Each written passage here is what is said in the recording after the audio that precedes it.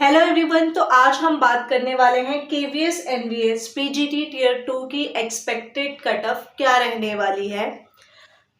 तो ये जो कट ऑफ मैं बता रही हूँ ये एक्सपेक्टेड ही है एज पर कैंडिडेट्स फीडबैक कि जैसा भी फीडबैक आ रहा है उनके अकॉर्डिंग ही मैंने बताया है। तो सबसे पहले वीडियो को एंड तक जरूर देखिएगा, ये बिल्कुल डिटेल एनालिसिस है। तो जो एग्जाम का पैटर्न रहा वो पार्ट 1 और पार्ट 2 दो पार्ट्स में एग्जाम डिवाइड था। इसमें एक पेपर ऑब्जेक्टिव था और दूसरा पेपर जो है वो हमारा सब्जेक्टिव था। ऑब्जेक्टिव पेपर के 60 क्वेश्चन थे 60 मार्क्स के, और उसमें 1/4 की नेगेटिव मार्किंग थी, यानी कि एक गलत आंसर देने पर आपका 0.25 मार्क्स डिडक्ट कर दिया जाएगा। ओवरऑल अगर लेवल देखा जाए तो मॉडरेट आया है। मैं हर सब्जेक्ट की बात नहीं कर रही, ओवरऑल बता रही हूँ कि मॉडरेट रहा है। कुछ सब्जेक्ट मॉडरेट टू हार्ड भी थे और कुछ सब्जेक्ट इजी टू मॉडरेट भी थे, बट ओवरऑल अगर एवरेज देखा जाए तो पेपर का लेवल जो है वो मॉडरेट रहा है। अब अगर हम बात करें सब्जेक्टिव पेपर की, तो इसमें 10 क्वेश्चंस थे और 40 मार्क्स, यानी कि पर क्वेश्चन जो है वो 4 मार्क्स का था। और सबसे अच्छी बात कि सब्जेक्टिव में नेगेटिव मार्किंग नहीं थी, तो आप ऑब्वियसली रिस्क ले सकते थे, कुछ भी लिख सकते थे। But subjective is not actually descriptive. ये एक डिस्क्रिप्टिव पेपर सिर्फ कहा गया, ऐसा हुआ नहीं। जब हमने सिलेबस देखा तो हम सबके माइंड में यही था कि आंसर राइटिंग टाइप कुछ और पर क्वेश्चन जो है वो 4 मार्क्स का आएगा, बट ऐसा नहीं हुआ। सारे ही कैंडिडेट्स जो है आंसर राइटिंग की तरफ चल दिए। मेंस आंसर राइटिंग के हिसाब से, मतलब जैसे यूपीएससी पीसीएस वगैरह की प्रिपरेशन करते हैं उस तरीके से सबने अपने टॉपिक वाइज आंसर राइटिंग करने स्टार्ट कर दिए। बट ईएमआरएस के एग्जाम हुआ था जो कि केवीएस एनवीएस टीयर 2 के 1 वीक पहले हुआ था, उसके बाद जाके कहीं हमें अंदाजा हुआ, स्टूडेंट्स को अंदाजा हुआ कि ऐसे शॉर्ट आंसर टाइप क्वेश्चंस पूछे जा रहे हैं। बट वैसा डिस्क्रिप्टिव पेपर ना देकर, डिस्क्रिप्टिव क्वेश्चन ना देकर, हमारे एक्सप्रेशन ऑफ थॉट्स को ना देखकर 1 लाइनर्स दिए गए। कह सकते हैं कि वो एमसीक्यू थे, तो ये शॉर्ट आंसर टाइप क्वेश्चन थे जिसे 1 वर्ड या फिर 1 लाइनर में हमें आंसर करना था। और इसमें बेसिकली जिस बेसिस पे मार्किंग की जाएगी, क्योंकि आंसर ऑलमोस्ट सबका सेम ही होगा, 1 लाइनर है, तो वर्ड्स कैसे आपने यूज किए हैं, वोकैबुलरी क्या है, टर्मिनोलॉजीज कैसी यूज की गई है, और इसके अलावा सेंटेंस फॉर्मेशन कैसा है, इसी के बेसिस पे आपके मार्क्स बनने वाले हैं। और इसको कोई भी प्रिडिक्ट नहीं कर सकता कि सब्जेक्टिव में हमारे इतने मार्क्स आ जाएंगे, क्योंकि it's completely depend on the checker कि चेकर को की क्या डिमांड है, वो आपसे क्या चाह रहे हैं, और उसके अकॉर्डिंग आपने क्या आंसर दिया है, उसके बेसिस पे आपके मार्क्स आने वाले हैं। उसके बाद अगर हम बात करें रेशियो की, तो टीयर 2 में जो रेशियो था वो 1:10 का था, यानी कि एक सीट पे 10 कैंडिडेट्स की फाइट थी। बट इंटरव्यू में जो शॉर्टलिस्टेड किए जाएंगे वो एक सीट पे 3 कैंडिडेट्स ही शॉर्टलिस्टेड किए जाएंगे। बाकी 7 जिनके मार्क्स कंपैरेटिवली कम होंगे वो कंपटीशन से आउट हो जाएंगे।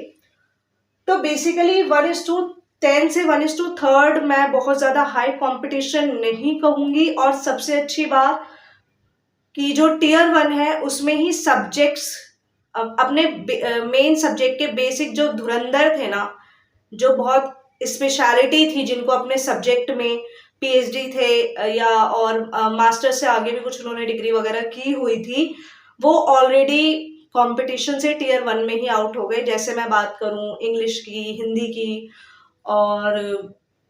और भी कैंडिडेट्स रहे हैं काफ़ी जिन्होंने ये कहा कि उनको टीयर 1 में मैथ्स में डिफिकल्टी आई, रीजनिंग में डिफिकल्टी आई, जिसकी वजह से वो लोग टीयर 1 क्वालिफाई नहीं कर पाए। तो इसीलिए एक्सपेक्टेड कट ऑफ जो है वो बहुत ज़्यादा हाई नहीं रहने वाली है। ठीक है, तो अगर हम बात करें पार्ट 1 60 मार्क्स का था, तो जो कैंडिडेट पार्ट 1 में 35 to 40 ला पा रहा है और पार्ट 2 में 20 to 25 मार्क्स आ रहे हैं जिस कैंडिडेट के, वो बिल्कुल सेफ साइड पर है। तो अगर इसके अकॉर्डिंग देखा जाए तो यूआर की कट ऑफ 55 to 62 रहने वाली है। सब्जेक्ट वाइज डिफरेंस होगा, ये मैं बार बार बोल रही हूँ। बाद में आके मेरे को ये मत कहना कि मैम आपने तो इतनी बताई थी और इतनी नहीं हुई। इट्स डिपेंड कि आपका एग्जाम कैसा हुआ था, कितना हार्ड आया था, कितना डिफिकल्ट आया था। बट इससे ज्यादा कट ऑफ मेरे अकॉर्डिंग नहीं रहने वाली है, क्योंकि अभी एक सीट पे 3 कैंडिडेट्स हैं। अगर ये फाइनल प्रोसेस होता तो शायद मैं कह सकती थी कट ऑफ 70 प्लस जाएगी, बट अभी जो है वो कट ऑफ इसी के आसपास देखने को मिल सकती है। उसके बाद है, अगर ओबीसी की बात की जाए तो ओबीसी का जो रेंज रहेगा वो 54 to 60, same EWS 54 to 60, SC में 52 टू 57, और एसटी का जो हमारा कट ऑफ रहेगा वो 50 टू 55। इससे ज्यादा ऊपर नहीं जाएगी कैटेगरी वाइज, और इसी रेंज में जो है एक्सपेक्टेड कट ऑफ रहने वाली है। और बहुत ऐसे कैंडिडेट्स आ रहे हैं जिन्होंने ये भी कहा है कि हमारे 65 प्लस आ रहे हैं, हमारे 70 प्लस आ रहे हैं, और हमारे 75 प्लस आ रहे हैं। तो इनको तो मैं सबसे पहले ये कहना चाहूंगी कि आप जो है बिल्कुल ग्रीन जोन में हैं।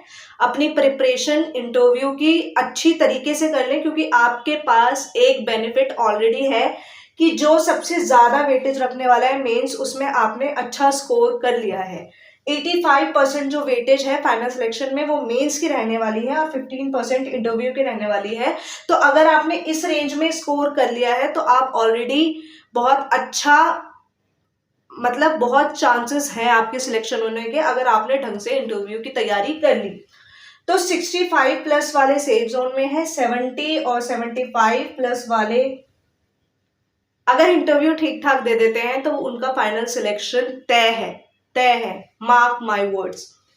तो जो फाइनल सिलेक्शन होगा उसका 85% मेंस का रहेगा और 15% इंटरव्यू का रहेगा। फॉर नाउ आप लोग मुझे कमेंट करके बताइए कि आपका सब्जेक्ट क्या है, कैटेगरी क्या है, और आपके कितने मार्क्स बन रहे हैं, जिससे एग्जैक्ट कट ऑफ का अंदाजा लगाया जा सके। And that's all for today. और रिजल्ट के लिए भी क्वेश्चंस आ रहे हैं कि मैम रिजल्ट कब आ सकता है, तो अप्रैल एंड टू मई फर्स्ट वीक में आपका रिजल्ट देखने के लिए मिल सकता है। और बहुत उसी के साथ आपको सरप्राइज भी मिलेगा, रिजल्ट के साथ आपका इंटरव्यू लेटर भी आएगा। तो इसलिए बहुत ज्यादा टाइम नहीं है, 1 से 1.5 महीना, 1 to 1.5 मंथ आपके पास है, जिसमें आप अच्छे से अगर अपने इंटरव्यू की प्रिपरेशन कर लें तो आप इजीली सिलेक्शन ले सकते हैं। और ऐसा नहीं है कि जिनकी कट ऑफ कम है तो वो ये उम्मीद ही छोड़ दे कि नहीं ज्यादा वाले ही सिलेक्शन लेके जाएंगे, ऐसा कुछ नहीं है। अगर इंटरव्यू में भी आपने अच्छे मार्क्स ले लिए तो आप फाइनली सिलेक्टेड हो सकते हैं। Thank you so much for watching. Thank you.